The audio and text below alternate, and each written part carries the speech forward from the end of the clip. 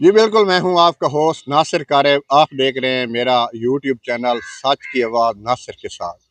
اس وقت میں موجود ہوں دریائے چناب پل دوست محمد لالی پر. آج میں آپ کو سیلاب اور بارش کی صورتحال سے آگاہ کرنے کے لیے یہاں پر موجود ہوں.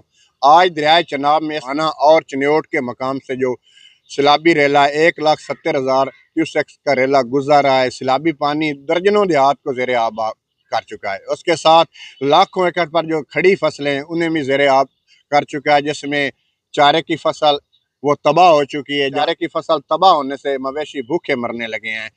میں آپ کو یہ بھی بتاتا جاؤں کہ وانا، جامع آباد، امین پر بنگلہ اور گرد و نواح میں مونسون کی بارشوں کا سلسلہ بھی ساتھ جاری ہو گیا ہے. تازہ اعداد شمار کے مطابق صبح 11 بجے کا ٹائم ہے.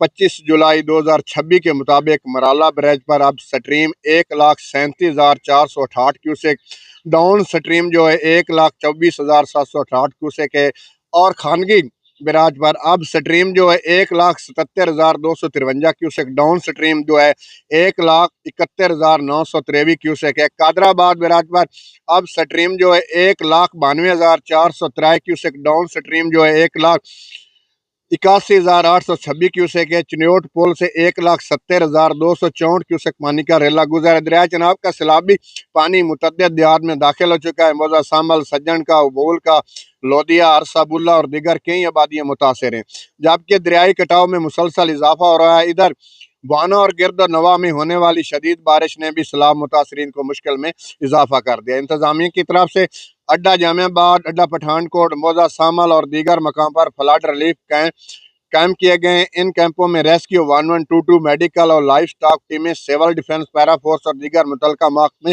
ہائی الرٹ ہیں.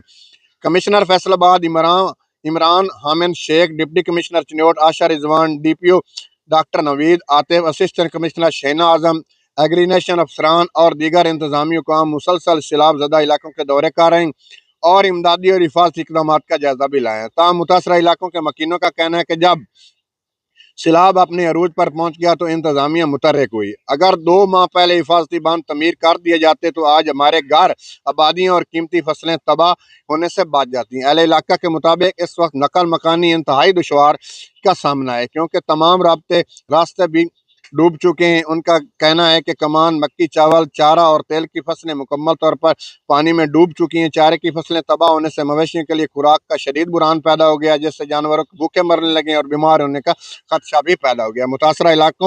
متاثرین نے بھی یہ بھی بتایا کہ حفاظتی باندھ کی تعمیر کے لیے منگوایا گیا پتھر 1 سال موقع پر موجود ہے، مگر اسے استعمال نہیں کیا گیا. اہل علاقہ نے مطالبہ کیا ہے کہ سیلاب میں گرے ہوئے لوگوں کے فوری ریسکیو سروس شروع کی جائے، محفوظ مقامات تک منتقلی کا انتظام کیا جائے، خوراک، پینے کا صاف پانی، ادویات، مویشیوں کے لیے چارہ فوری طور پر فراہم کیا جائے تاکہ ان کی مشکلات میں کمی آ سکے. جی